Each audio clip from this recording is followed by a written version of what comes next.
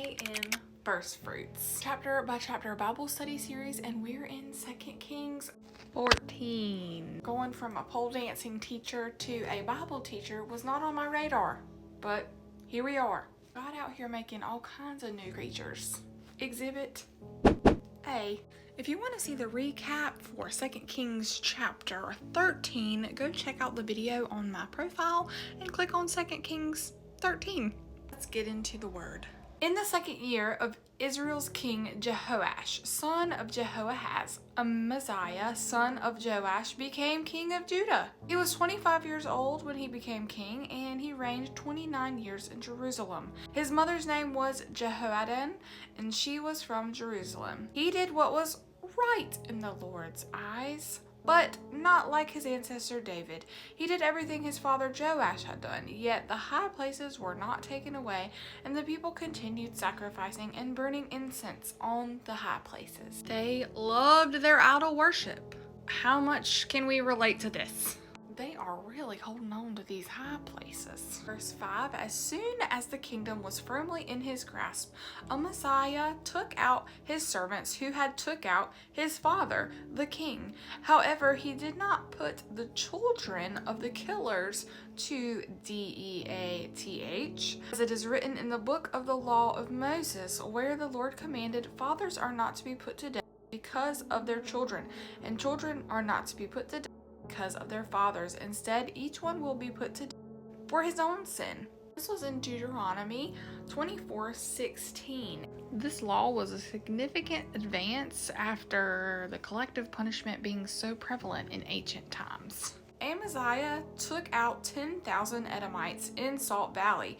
He took Selah in battle and called it Joktheel, which is still its name today. Amaziah then sent messengers to Jehoash, son of Jehoahaz, son of Jehu, king of Israel, and challenged him, "Come, let's meet face to face." Did they not have any other letters other than J to choose from? So Amaziah is doing this whole catch me outside to the king of Israel. King Joash responds in a parable, and this is what he says. The thistle in Lebanon once sent a message to the cedar in Lebanon. A thistle is any type of various prickly plant, very small, and then a cedar is a huge tree.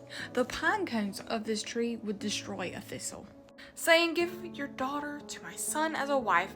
Then a wild animal in Lebanon passed by and trampled the thistle. You have indeed defeated Edom, and you have become overconfident. Enjoy your glory and stay home. Why should you stir up such trouble that you fall, you and Judah with you? He straight up called that man a thistle. What is it in us that when we hear someone say, "I bet you can't beat me," it makes you want to beat them? Oh yeah, pride. Verse 11, but Amaziah would not listen. So King Jehoash of Israel advanced. He and King Amaziah of Judah met face to face at Beth Shemesh, that belonged to Judah. Judah was routed before Israel, and each man fled to his own tent. King Jehoash of Israel captured Judah's king Amaziah. Then Jehoash went to Jerusalem and broke down 200 yards of Jerusalem's wall from the Ephraim gate to the corner gate. He took all the gold and silver, all the articles found in the Lord's temple and in the treasuries of the king's palace, and some hostages. Then he returned to Samaria. Jehoash whipped up on Amaziah. Not only that, but he captured Amaziah.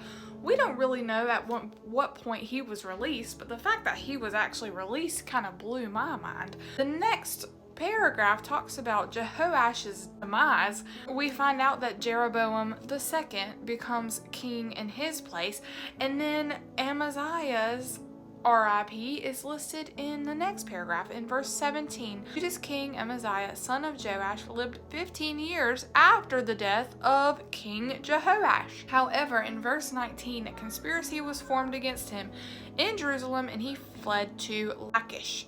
However, the men were sent after him to Lachish, and they put him down there. Then all the people of Judah took Azariah, who was 16 years old, and made him king in the place of his father Amaziah. It just seems that there is a steady decline of both kingdoms, and It's just getting kind of ghetto. Verse 23, in the 15th year of Judah's king Amaziah, son of Joash, Jeroboam II, son of Jehoash, became king of Israel and Samaria, and he reigned 41 years. He did what was evil in the Lord's sight. He did not turn away from the sins Jeroboam, son of Nebat, had caused Israel to commit. He restored Israel's border from Lebo-Hamath as far as the Sea of Arabah, according to the word of the Lord, the God of Israel, had spoken through his servant, the prophet Jonah. A man inside fish-dwelling dude, prophet, stepping on the scene here. He is making a cameo. Don't miss some of the Lord's mercy here. In verse 26, for the Lord saw the affliction of Israel was very bitter for both slaves and free people.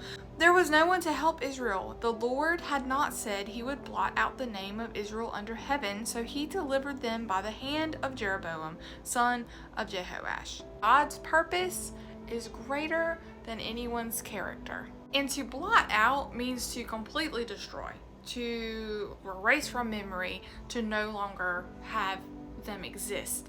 So thankfully, the Lord has not decided to do that to Israel. Despite the constant half-hearted worship to the Lord, they are not remembering what God has done for them. And we can learn from Amaziah's pride that God comes before our fall, or in his case, his capture.